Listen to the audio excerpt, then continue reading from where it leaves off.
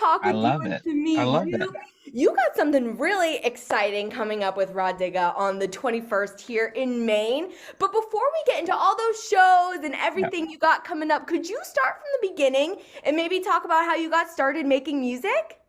Very Cliff Notes version. I just always have been, fascinated with rap and just changing words and manipulating words. And, I always got A's in English, not so much in math. But, it just was something. And as a kid, I would read the dictionary. So I was one of the weirdos that was in the corner just reading the dictionary. So, I've done different things with like groups. I realize that I don't do well in groups because I'm usually the one that's the most focused and showing up on time for rehearsals and everyone else is slacking off. Yeah. So I've just been doing a lot of things on my own, solo artists, put out albums, did 12-inch vinyls and pressed them myself and, did like a CD DVD back in the days and sold that. And, it's always just been important for ownership and just for me to be so one thing that I'll say, I think a lot of artists, especially in the independent space, um, they try to conform with, national kind of artists and regulations and stipulations. And it's such a shame because when you're independent, that's when you have the most freedom Mhm. to say what you want, create how you want to create. If you want to put out an album on Wednesday morning, you can. If you want to do it on Sunday at midnight, you can. There's no like, oh, I want to put it out like Rihanna. And it's like, So anyway, it's important to me to be an artist and to be authentic, Yeah. and to show the side of someone who grew up in not so lovely conditions. I wasn't, you know, I don't have the typical rapper story, so to speak. And I grew up in a lot of things. I've seen a lot of things, but for me, I always reflect back to a mentor of mine that said, "A true artist paints a picture of a better world." Oh. And it's not about me telling you, I see crack valves on the corner and I see junkies and everyone's getting shot in front of me. And it's like, yep, we know. Yep, got it. Now what? So that's what my artistry is about. It's what we love about you, Daniel. And you're a New England guy, right? You're from Yep, Boston. yep, Are from you Boston. do you still live in Boston to this day?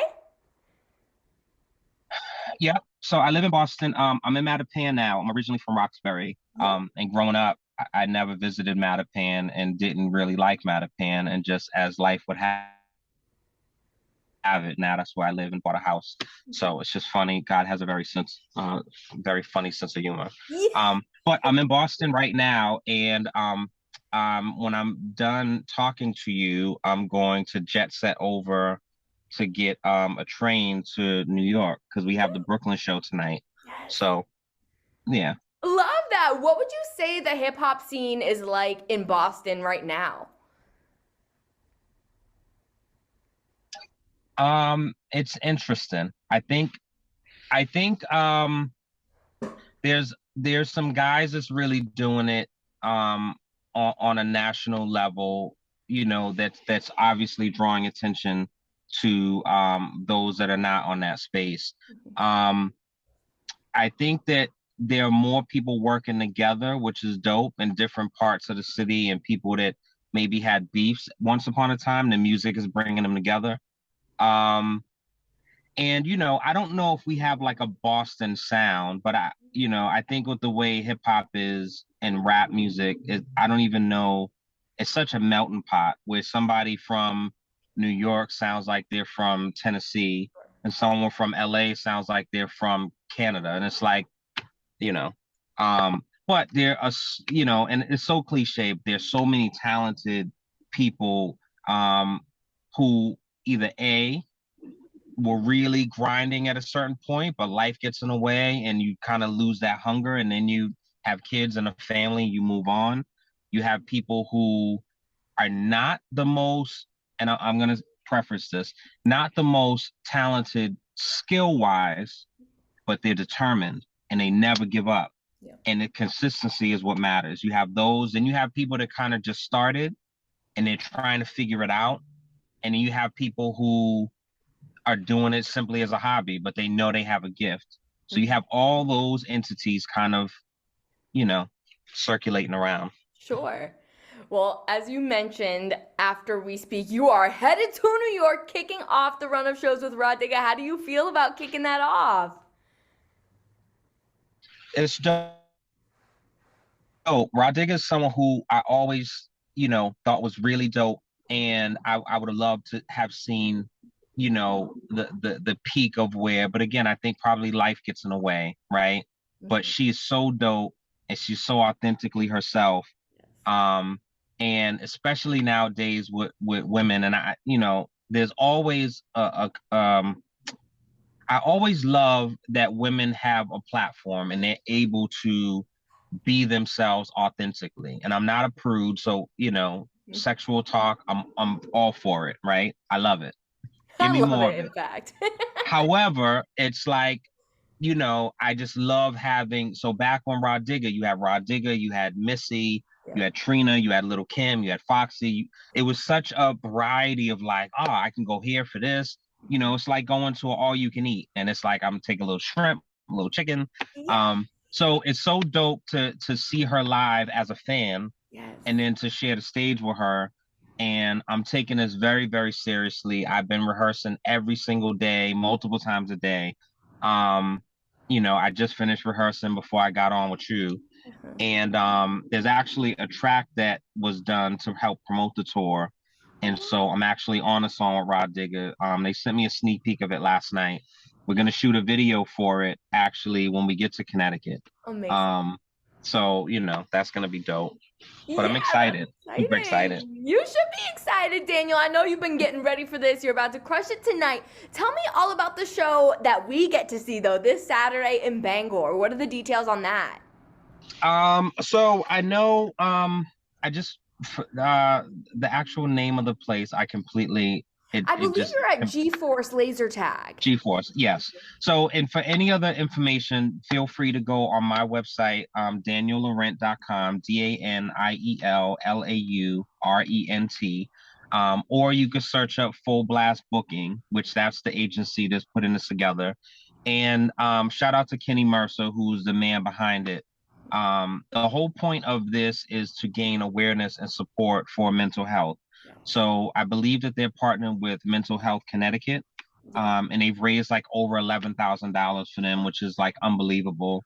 And it's dope to have great music, great artists, great energy, and you're doing it for something greater than yourself. Yes. And so I had to be a part of it. And so this Saturday, um, to be completely transparent, I haven't created my set for Saturday yet. Well, that's kind of Um, exciting, though. well, because I mean, I think a lot of people, not necessarily on this tour, but just in general, a lot of people do kind of the same set in every city.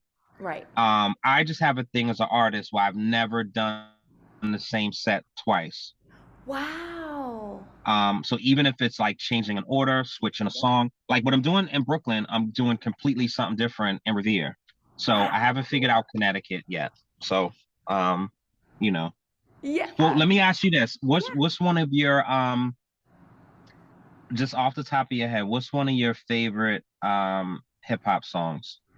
Oh my gosh. I guess the first one that snaps into my head is 99 Problems by Jay-Z. Okay, got it. All right. I'm gonna incorporate something. Daniel, don't get me excited. That's amazing. I think that's so cool that you do it differently for each show. Always keep them on their toes. Yeah, and I feel like, that as an artist is just important. Now obviously, if you have like a full band and you have dancers and like, that's probably a little more difficult. Sure. But when it's just me and I have the power to do it and I can figure out whatever, I just feel like customization is important.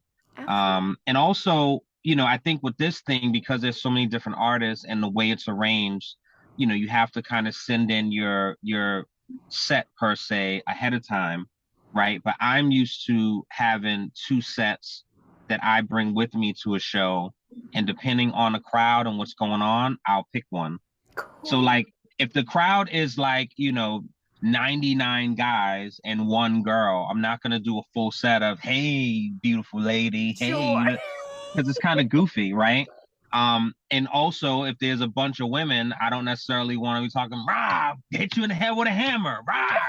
So, if there's a bunch of school teachers, I don't want to be talking about the crack barrels on the corner. Sure. So I try to just make it so it makes sense. And I think a lot of artists don't read the crowd and read the room. So if you have kids in the audience and you start saying B's and F's, and Right. it's like, yeah. So, Yes, that's important to me as an artist for sure.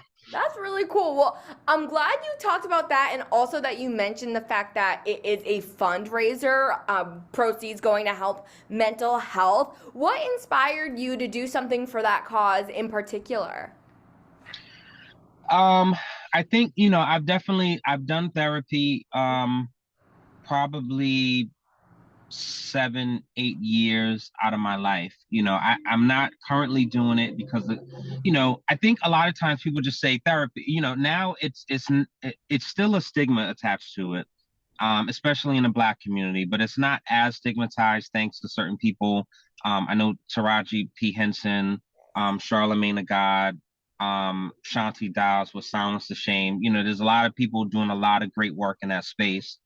But there's a caveat to it. And I think doing therapy, right, it's only good if you have a good therapist and it's a good match, Yeah. right? If you just go through the phone book and you pick a therapist, you might hate that therapist and then you might feel like therapy doesn't work.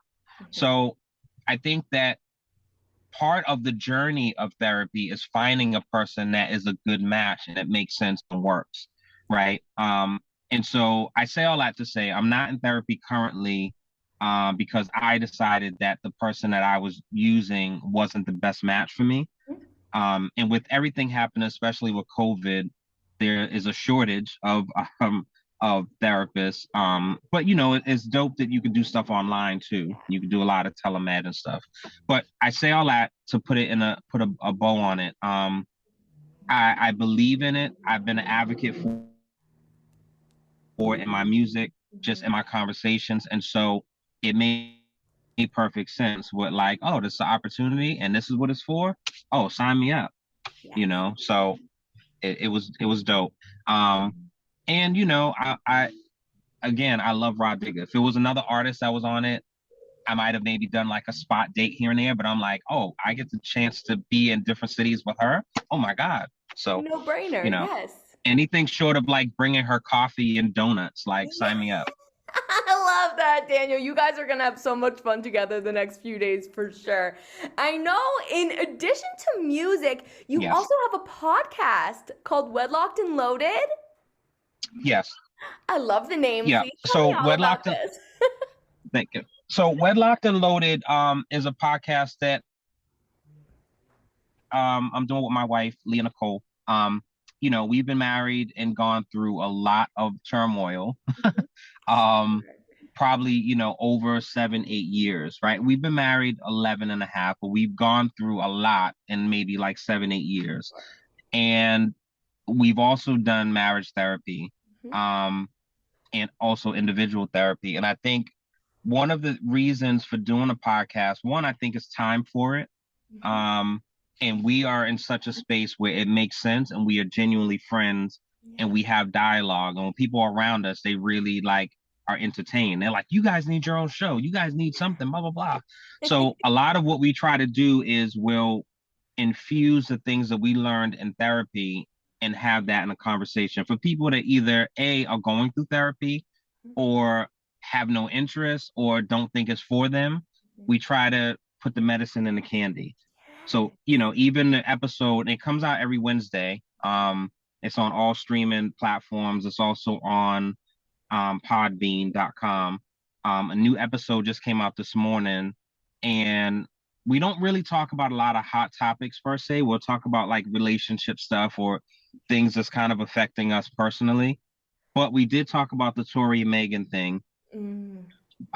in a way, but we also deep dived into it in a different way that only we could deep dive into it as. Yes. Um, so, I think I don't know if you heard about the Martin Luther King statue. Yep. Um, yeah, so that's a big hot topic in Boston, and so I think we'll address it. And Yeah. So I think that's gonna be the next episode, I think. Oh, good. I'm She's excited for the next episode. I can't wait to listen to that. And it's today's Wednesday of all yeah. days. So it came out this morning. And we're only doing audio now. Every now and then we'll do lives on Instagram, but we are working on getting a setup where we have a space to record video. It's just quality is really important. And if you guys go and check, I have a video outside. It won like over 23 awards. It was in 34 film festivals. Wow. It features my son. So Outside is the name of that. And then I have the Outside remix. And then I have Soul and Cactus out. So if you look at like the quality in which I'm doing things, it's important to have quality over quantity. And so the same thing applies for the podcast. I don't ever want to have a podcast where we have like a camera and we're sitting in like some basement and it's not really well lit and it looks weird and crazy. Sure. You know what I mean? Even you behind you, you have the branding. Like that stuff is important, right? So once it's right, we'll do it. Regardless of people saying you need to do it. Like when it's right, we'll do it. Yeah. We're not gonna do anything janky, Yeah. I love that. you know. Quality over quantity always. I look forward to that whenever you guys get it up and running. That's really cool. Thank you. So Unrelated, Daniel, but I discovered, and I'm wondering if you knew, that Britney Spears follows you on Twitter. are you serious? Yes! I was curious if you knew that and if there was a story of you two being friends back in the day, but she's watching. Britney's following you. That's very interesting. And that's interesting for a few reasons. A close friend of mine is, I don't know what her age is, and she would Uh-huh. probably kill me if I put it out, but she is the diehard Britney fan. Yes. And so anything Britney she knows about, if you say anything disrespectful, she will punch you in the throat, Yeah. right? Love it. So Yes. it's funny for me to be close to her and then for that to happen. So maybe our connection manifested that. I don't know. Yes. But quite frankly, I have stepped off of Twitter for a little bit. Um, obviously it's just a lot going on and it's super important for me to protect my peace. And it's not really a New Year's resolution. But definitely like at the end of last year, there was a lot of stuff going on and not health wise, but I think that I have a tendency to insert myself into stuff to help people Sure. and it's not always warranted and reciprocated.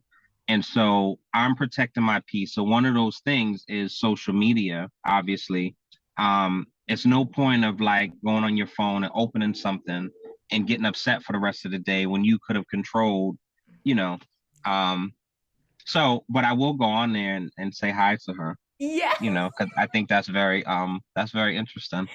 Yes, that's a fun fact I had to deliver to you today, Daniel, because I got a hoot out of that when I saw it. That's amazing. That's very interesting. Okay. Yes.